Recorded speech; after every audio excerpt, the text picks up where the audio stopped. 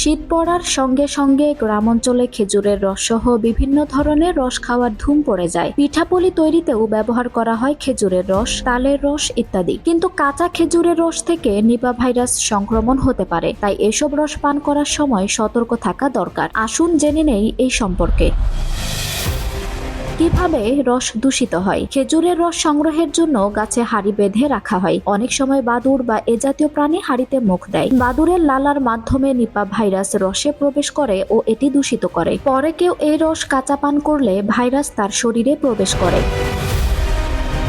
Nipah virus কি? নিপা এক ধরনের জুনোটিক ভাইরাস, অর্থাৎ অন্য প্রাণীর মাধ্যমে এটি মানুষের দেহে প্রবেশ করে। তবে আক্রান্ত ব্যক্তির সংস্পর্শেও এটি অন্যের মধ্যে সংক্রমিত হতে পারে। নিপা ভাইরাস সাধারণত জ্বর, শ্বাসতন্ত্রের সংক্রমণ থেকে শুরু করে প্রাণঘাতী মস্তিষ্কের প্রদাহ বা এনকেফালাইটিস পর্যন্ত তৈরি করতে পারে। এনকেফালাইটিসে প্রায় 100% মৃত্যু ঘটে থাকে।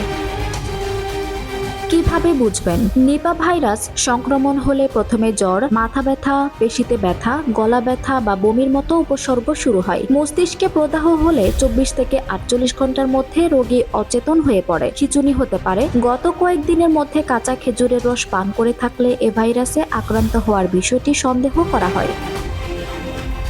কিভাবে খাবেন? নিপা ভাইরাস থেকে বাঁচতে কখনোই কাঁচা খেজুরের রস পান করা যাবে না। রস জাল দিলে এর মধ্যকার ভাইরাস মরে যায়। তাই ভালো করে স্ফুটনাঙ্কের উপর জাল দিতে হবে এবং ঠান্ডা করে খেতে হবে। রস গুড় করা হলেও ভাইরাস থাকে না, তাই খেজুরের গুড় খাওয়া যাবে। বাদুড়ের হাত থেকে বাঁচতে গ্রাম দেশে রসের হাঁড়িকে ধৈঞ্চা, বাঁশের চিপ, পাট বা পলিথিনের ব্যাগ দিয়ে ঢেকে রাখা হয়। এরপরও সাবধানতা অবলম্বন করতে খাওয়ার আগে জাল দিয়ে নেওয়া উচিত। এছাড়া আধা খাওয়া ফল কাঁচা কখনো খাওয়া উচিত নয়। গাছ থেকে পেড়ে যে কোনো ফল ভালো করে ধুয়ে খেতে হবে। বিশেষ করে শিশুদের এ অভ্যাস রপ্ত করাতে হবে। সেবাদানকারীর সতর্কতা। গ্রামাঞ্চলে যেসব এলাকায় খেজুরের রস খাওয়ার প্রচলন বেশি, সেসব এলাকায় এ মৌসুমে নিপা ভাইরাসের প্রকোপ দেখা দিতে পারে। কেউ জ্বরের পর অচেতন হয়ে পড়লে দ্রুত হাসপাতালে নিতে হবে। ভাইরাস অন্যকে সংক্রমিত করতে পারে, তাই পরিবারের সেবাদানকারী ও হাসপাতালে চিকিৎসক বা নার্সদের মুখে মাস্ক পরতে হবে এবং রোগীর সেবার পর সাবান দিয়ে হাত ধুতে হবে। রোগীর কাছে অকারণে ভিড় করা যাবে না। নিপা ভাইরাসের এ পর্যন্ত কোনো টিকা বা কার্যকর ওষুধ নেই, তাই সচেতনতাই সবচেয়ে বড় প্রতিরক্ষা ব্যবস্থা। এ বিষয়ে সমাজে সচেতনতা বাড়াতে হবে। আঞ্জুম হক আরবি, টাইম নিউজ ডেস্ক।